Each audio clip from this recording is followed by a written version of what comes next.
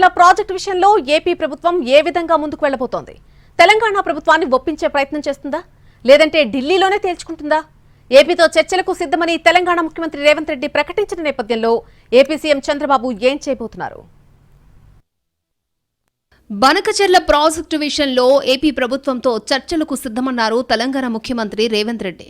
ఎగువ రాష్ట్రంగా ఓ అడుగు ముందుకు వేసి ఏపీని చర్చలకు పిలుస్తామన్నారు. ఏపీతో వివాదాలు కోరుకోవడం లేదని, చర్చల ద్వారానే పరిష్కారం సాధ్యమవుతుందని చెప్పారు. అదే సమయంలో తెలంగాణ ప్రయోజనాలను కాపాడుకోవడంలో తామెక్కడా రాజీ పడబోము అన్నారు.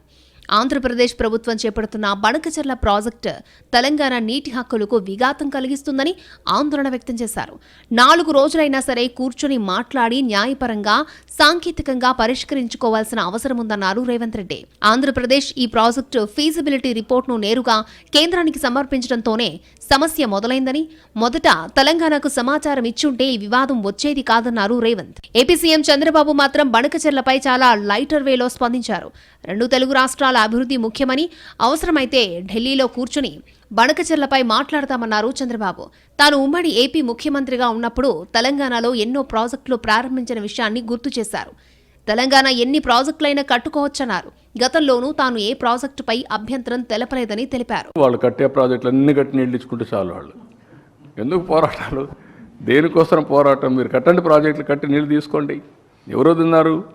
గోదావరి నీళ్ళు ఉన్నాయి, మీరు వాడుకోండి, ఇక్కడ వాడుకుంటారు. కృష్ణాలో ట్రిబ్యునల్ ఉంది, ఆ మాట నేను చెప్పాను. రేపు పోతాం, ఢిల్లీలో కూర్చుంటాం, మాట్లాడుకుంటాం. వాళ్ళు నేను అబ్జెక్ట్ చేస్తే కదా నువ్వు కట్టుకోవద్దని. ఎవరికి అన్యాయం జరగకుండా చేద్దామన్నారు. దాంట్లో నేను కూడా దగ్గర మాట్లాడుతున్నా, నేను వ్యతిరేకంగా మాట్లాడుతున్నాను. ఇప్పుడు తెలంగాణ నేతలు మాత్రం బనకచెర్ల విషయంలో ఎట్టి పరిస్థితుల్లో వెనక్కి తగ్గే పరిస్థితి కనిపించడం లేదు. అంతర్గత రాజకీయాల మధ్య బనకచెర్ల ప్రాజెక్టు నలుగుతోంది.